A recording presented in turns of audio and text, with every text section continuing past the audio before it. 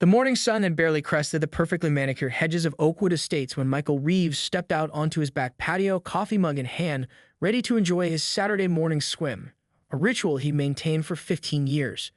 What he saw instead made him drop his mug, the ceramic shattering against the decorative stonework as dark coffee splashed across his bare Fethys pool. His beautiful, recently renovated $85,000 in-ground pool was filled with concrete, not water. Concrete. The once crystal blue oasis that had been the centerpiece of his backyard now resembled a massive gray tombstone. The surface was still slightly wet in spots, suggesting this act of vandalism had occurred sometime during the night. The smell of setting concrete hummed in the air like an accusation. "What the hell?" Michael whispered, his voice strangled by disbelief. For several long moments he stood frozen, trying to process the scene before him. Then, as if pulled by an invisible force, he walked toward the concrete monstrosity. The sun glinted off something near the edge, a business card. Michael picked it up with trembling fingers. "Proper Pools Demolition Services," it read with a handwritten note on the back, "per HOA violation notice number 347. Pool unauthorized. Compliance achieved. Diane Winters, HOA president." Diane. Of course it was Diane. Michael's heart raced as rage flooded his system. Diane Winters had been the self-appointed neighborhood watchdog since taking over as HOA president 2 years ago. A retired accountant with too much time on her hands and a personality as warm as an IRS audit, she'd made it her mission to enforce every bylaw in the Oakwood Estates covenant with ruthless efficiency. But this was insanity. Michael marched back into his house, leaving wet footprints across his kitchen floor, and grabbed his phone. His hands shook so badly he had to try 3 times to dial the police. While waiting for them to arrive, he pulled up his emails, searching frantically for any HOA violation notice. There it was, sent yesterday afternoon at 4:37 p.m., when Michael had been on a flight returning from a business trip. The email claimed his pool was an unauthorized structure, despite having existed since before Michael purchased the home 15 years ago. It stated that if immediate action wasn't taken, the HOA would remedy the situation. But filling it with concrete overnight, without a hearing, without proper notice, it was beyond outrageous. By the time 2 police officers arrived, Michael had discovered several disturbing facts. First, his security cameras had been disabled. The system showed they'd gone offline at 2:14 a.m.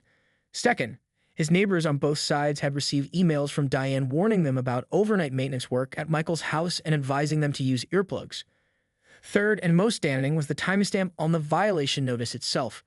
The digital signature showed it had been created just 3 days ago, but backdated to appear as if it had been issued 6 months earlier. "Mr. Reeves, this is clearly a civil matter," Officer Daniels explained after taking photographs and notes. "We can document the trespassing and property damage, but you'll need to pursue this through your lawyer." "She destroyed my property. Isn't that criminal?" Michael demanded, his voice rising with frustration. "The situation is complicated by the HOA agreement you signed," the officer replied sympathetically. "These covenants sometimes give the board surprising authority, but I've never seen anything like this, and personally, I think you have a strong case. Document everything, call your insurance, and get a lawyer immediately." As the officers left, Michael stood in his kitchen, staring out at the concrete monstrosity. His phone buzzed with a text message. It was his neighbor, Carlos. "Just heard what happened. Diane's out front walking her dog and telling everyone your pool was a mosquito-infested health hazard. She's actually bragging about it." Michael moved to his front window and peered through the blinds. Sure enough, there was Diane Winters in her trademark khaki capris and polo shirt, her silver bob gleaming in the morning sun as she chatted animatedly with another neighbor. Her miniature poodle sat primly at her feet, wearing a ridiculous matching outfit. As if sensing his gaze, Diane turned toward Michael's house, a self-satisfied smile playing across her thin lips. She gave a small, smug wave when she spotted him in the window. That wave, that smug, entitled wave, was the moment Michael decided that Diane Winters had made the biggest mistake of her life. She thought she knew who she was dealing with. A quiet software engineer who rarely attended HOA meetings and kept to himself.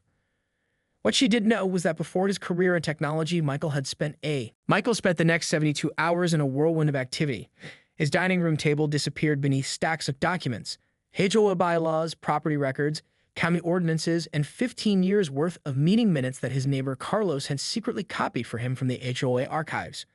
Michael hadn't slept more than 4 hours total, his eyes bloodshot but alert with purpose as he connected the dots of Diane Winters' reign of terror.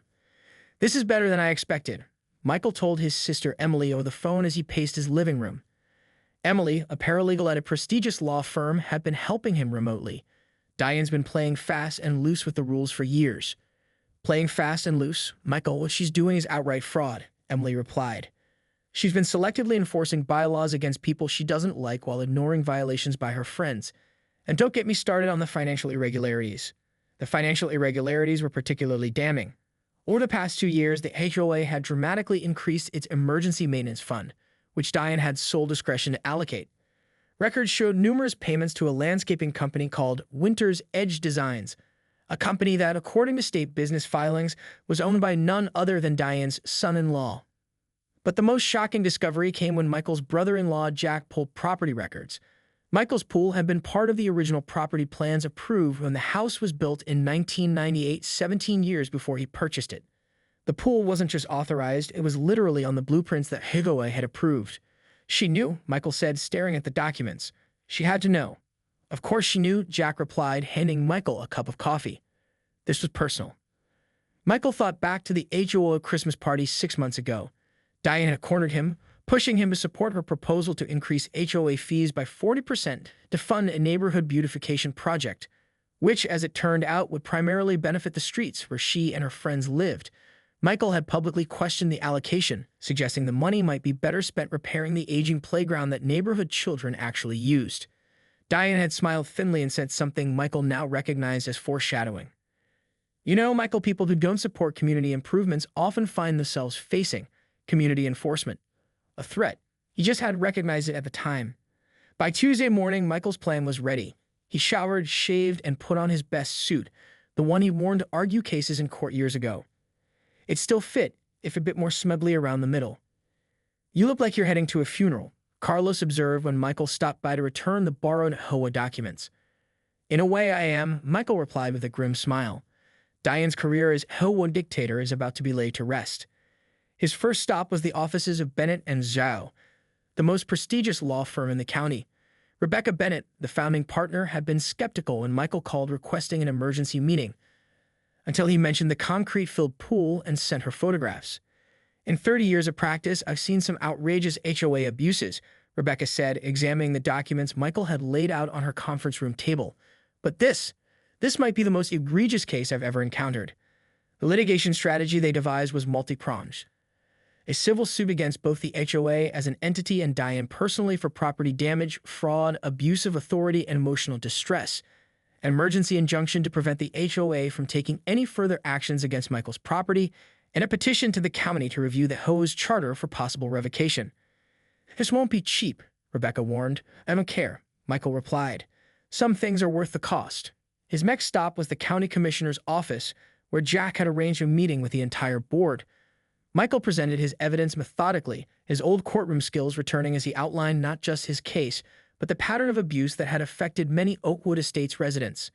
Commissioner Rodriguez leaned forward, brow furrowed. Let me get this straight. She filled your pool with concrete overnight?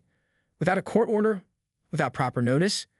Yes, Michael confirmed, and disabled my security cameras to do it. That's not just an HOA violation, Rodriguez said. That crosses into criminal territory. By late afternoon, Michael had filed his lawsuit, secured his emergency injunction, and most satisfyingly, learned that the county was opening an official investigation into the Oakwood Estates HOA board. The county clerk had also discovered that Diane's proper pool's demolition services wasn't properly licensed for the type of work they performed, adding potential building code violations to the growing list of problems. As Michael drove home, he felt a weight lifting from his shoulders. The battle was just beginning, but he marshaled formidable forces. He pulled into his driveway just as the sun was setting, casting long shadows across the neighborhood's pristine lawns. A small crowd had gathered near his house. Word had spread quickly. This was a small community after all, and neighbors were buzzing with the news. Some looked nervous, others excited. A few gave Michael thumbs-up gestures as he walked to his front door. He was about to enter his house when a shrill voice cut through the evening air. "So this is how you want to play it, Mr. Reeves?" Diane Winters stood at the edge of his lawn, her face flushed with anger. She clutched a thick manila envelope in one hand and her poodle's leash in the other. The dog, sensing its owner's agitation, yapped nervously. "I was just doing my job enforcing community standards," she continued, her voice carrying so everyone could hear. "But if you want to make this personal, I'm happy to oblige." Michael regarded her calmly. "The only one who made this personal was you, Diane, when you destroyed my property in the middle of the night." "Your unauthorized property," she snapped. "My completely authorized pool that was on the original property plans," Michael corrected. Plans you've had access to. Plans you deliberately ignored. A murmur ran through the gathered neighbors. Diane's eyes darted nervously from face to face, realizing she was losing her audience. "You have no idea who you're dealing with," she said, thrusting the manila envelope toward him. "This is just the beginning. You'll be buried in violations by the time I'm done." Michael didn't take the envelope. Instead, he smiled, a genuine, almost pitying smile. "No, Diane, you have no idea who you're dealing with, but you're about to find out." He turned and walked into his house, closing the door quietly behind him. Through the window, he watched Diane standing on his lawn, the envelope still clutched in her hand, her face a mask of confused fury as neighbors began to drift away, many of them deliberately avoiding her gaze. For the first time in 3 days, Michael laughed. The concrete in his pool wasn't even fully cured yet, but already cracks were appearing in Diane's facade.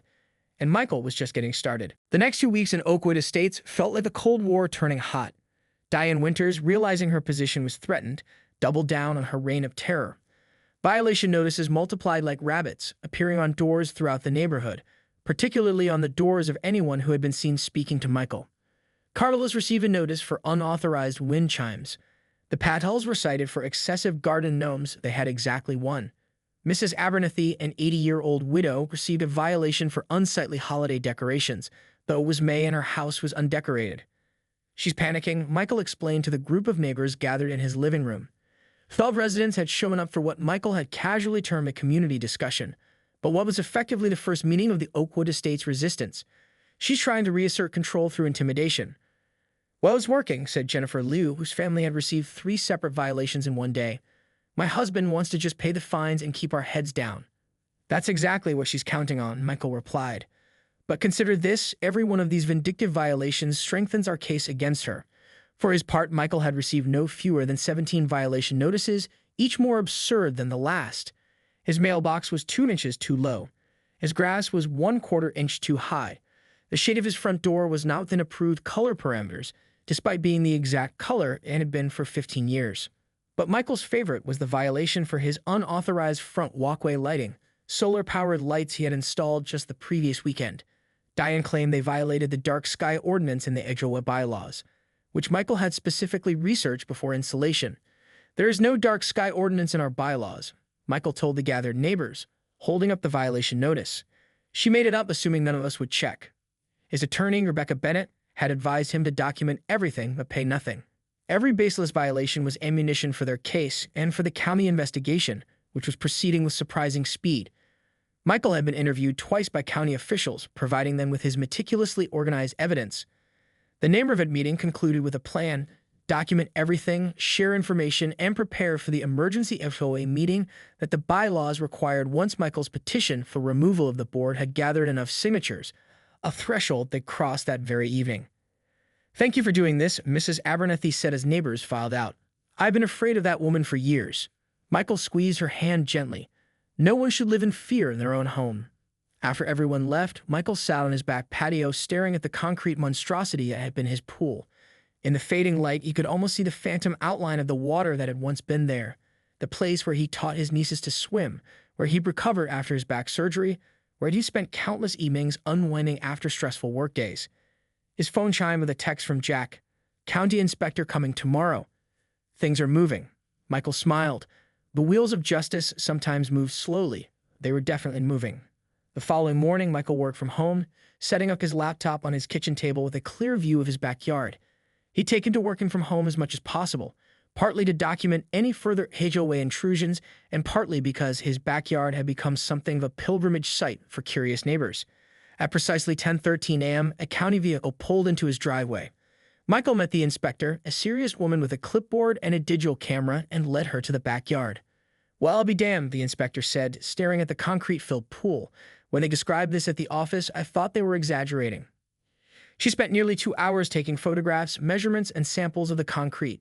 She confirmed what Michael already knew. The original pool had been properly permitted and no demolition permit had been filed for its destruction. "This is an open and shut case of unpermitted work," she explained, typing notes into her tablet. "At minimum, there are code violations, safety issues, and improper materials disposal questions. The county will be issuing citations." As the inspector was leaving, a sleek black Mercedes pulled up across the street. Diane Winters emerged dressed in a designer pantsuit that seemed excessive for a Wednesday morning in the suburbs. She marched toward Michael's house, her face set in grim determination. "County inspectors now," she called out. "You're wasting taxpayer money on your petty vendetta, Michael." The inspector turned, eyebrow raised. "Ma'am, are you Diane Winters, president of the Oakwood Estates HOA?" "I am," Diane replied, straightening her jacket. "And this situation is being handled internally, according to our bylaws." "Well, Ms. Winters, I'm Michael Vasquez from the County Building Department, and I'll need to speak with you about the unpermitted demolition work performed at this address." Diane's confidence faltered. That was an HOA enforcement action. We don't need. HOA enforcement requires court orders for this level of property modification," Inspector Vasquez interrupted. "I don't see how filling a pool with concrete qualifies as emergency enforcement under any circumstances. My office will be in touch soon." As the inspector drove away, Diane turned to Michael, her composed facade cracking. "You have no idea what forces you're messing with," she hissed. "My husband plays golf with Judge Harrington. My cousin works for the mayor. This little crusade of yours will end badly for you." Michael maintained his calm. "Is that why you felt entitled to destroy my property, Diane? Because you think your connections put you above the law?" "I was enforcing the rules," she snapped. "No," Michael replied quietly. "You were breaking them. And now you're threatening me with political connections to cover up your actions. Want to say that again? My security cameras are working now." He pointed to the newly installed camera above his garage, its red light blinking steadily. Diane's face paled. Without another word, she turned and stalked back to her Mercedes. That afternoon, Michael received an unexpected call from Rebecca Bennett. "We have an interesting development," she said. Diane's attorney reached out about a potential settlement. Michael sat up straighter. "Already? That was fast. Apparently, the county's building department has moved with unusual speed. They've issued several citations against both the HOA and Proper Pools Demolition Services. The fines are substantial." "How substantial?" "Initial assessment is over $75,000, with daily penalties accruing." Michael whistled. "No wonder they want to settle." "There's more," Rebecca continued. "I did some checking on Proper Pools. It's not just owned by Diane's son-in-law. Diane herself is listed as a financial stakeholder. She directly profited from the destruction of your pool." The pieces clicked into place. "So that's why she was so determined to remedy my non-existent violation. She funneled HOA money to her own company." "Exactly. That moves this from civil into potential criminal fraud territory." "What are they offering?" Michael asked. "Full restoration of your pool, payment of all legal fees, and Diane's immediate resignation from the HOA board." Michael considered this. It was essentially everything he wanted, except for one thing. "Not enough," he said firmly. "The settlement needs to include restitution to every homeowner who paid unjustified fines under her leadership. And I want a full forensic audit of the HOA finances for the past 2 years." There was a pause on the line. "Michael, that's a lot to ask." "They might not." "Then we proceed to court," Michael interrupted, "where we'll request all of that anyway, plus punitive damages. Diane needs to understand this isn't just about my pool. It's about abuse of power." That evening, Michael sat on his front porch with a glass of whiskey, watching the sunset paint the sky in brilliant oranges and pinks.